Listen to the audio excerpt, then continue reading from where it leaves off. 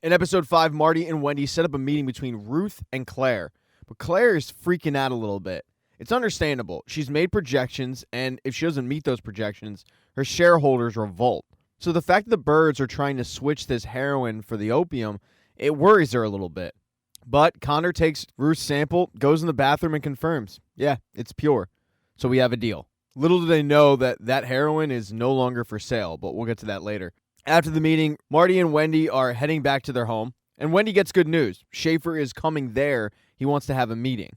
But as the two are driving through town, they notice that there are missing posters all over the place for Ben, and they certainly didn't put them up. So at dinner that night, Wendy asks both Charlotte and Jonah if they have any idea where these posters came from, but in reality, it's just a question for Jonah. And Jonah tells them that he didn't put them up. It was actually Darlene Snell. The conversation then moves to Charlotte taking the SATs, and when Marty finds out that Charlotte walked out on them because she's not planning on going to college, that sparks an argument between Marty and Wendy because Wendy did know.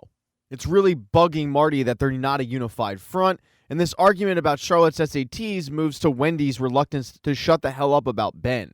When cooler heads prevail, Marty goes and talks to Charlotte, but not about the SATs. He asks her if she can go talk to Wyatt to get the posters taken down. The next day is a busy day for both of the birds. Wendy has her meeting with Schaefer, and Marty has the deal with Ruth's heroin and Claire Shaw. But before they can even leave the house, they get a visit from everybody's favorite private investigator, Mel. Mel asks them if they've heard from Helen Pierce, and they once again tell him no. And then he tells them about his theory. His theory is that Ben killed Helen because Helen had Ben thrown in the hospital. When he got out, he sought vengeance. The fact that they both are missing is fishy to him. During the conversation, he reveals to both Wendy and Marty that he went and spoke to Wendy's father about the situation, and Wendy and her father don't get along at all.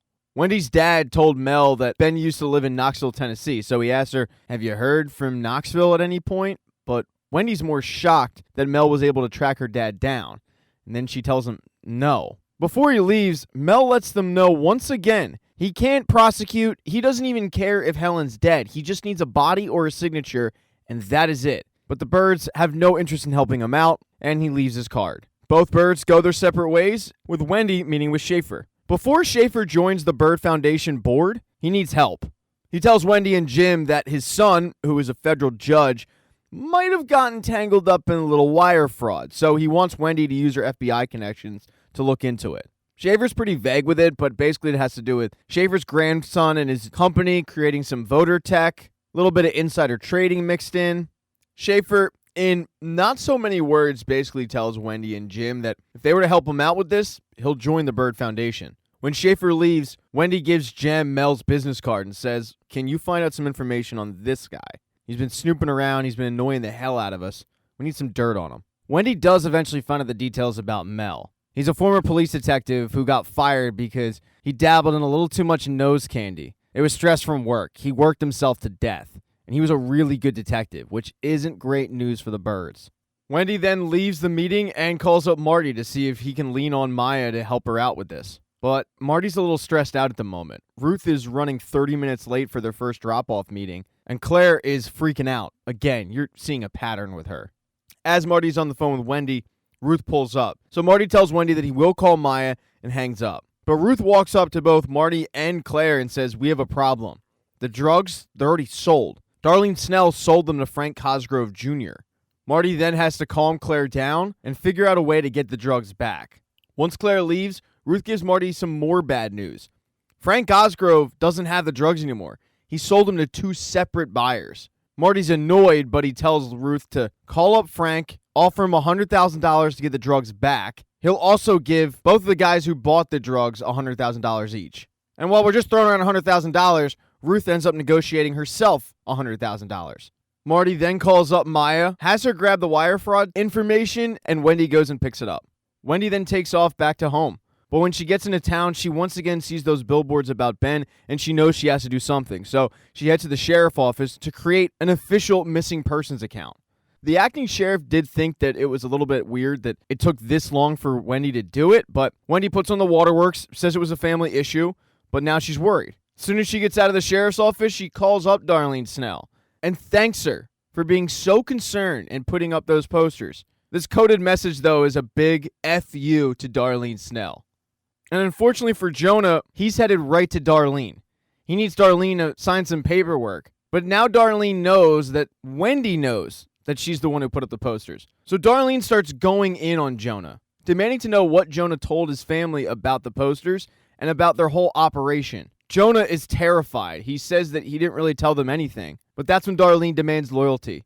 She wants to know what the birds did with Nix's body. And Jonah tells her that he knows they disposed of it at the crematorium, but that's it. Wendy has no idea that her actions just put her son in danger. She also has no idea that her son just kind of ratted her out a little bit to her enemy. She's just focused on getting the wire fraud information to Schaefer. Getting the information does put Schaefer's mind at ease. He does agree to join the Bird Foundation's board. But throughout the conversation, Wendy and Jim realize why Schaefer was so concerned about this whole situation. The technology that was being discussed is technology that can suppress votes and completely throw elections. And Jim tells Wendy, they certainly won't be thrown your way.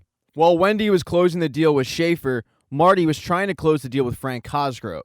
A little while later, Ruth calls up Marty and lets him know that Frank Cosgrove Jr. has been able to get the drugs back. They head to Buddy's mausoleum and pick up some cash. The good news is the first buyer goes off without a hitch. Guy gets his $100,000, gives him the drugs, goes about his way. The second buyer gets a little spooked. He sees Ruth, Marty, and Connor, and he feels like it's a setup. In fairness, Connor looks like he's military, Marty does look like a narc, and Ruth looks like she's 12, so you can understand his hesitation. Now, if they don't get the money, Ruth doesn't get paid, so she definitely wants to get these drugs back. Her, Marty, and Connor head to this hillbilly hideout to try to convince them to sell back the drugs. And since these are Ruth's people, in a way at least, they send her in there to deal with it. It takes a little bit. Tensions run high. Marty ends up getting punched by Connor when Marty steals Connor's gun, but in the end, Ruth is able to get the drugs back. It's quite a busy day for Ruth, and when she gets home, she can't even relax because Mel is at her front doorstep. He's shown up looking for Helen, but looking for Helen through Ben. Ruth tells Mel that that relationship is over. Mel then brings up the drug problem, and for the second time, the first time being Wendy's dad, he gets told that Ben didn't have a drug problem.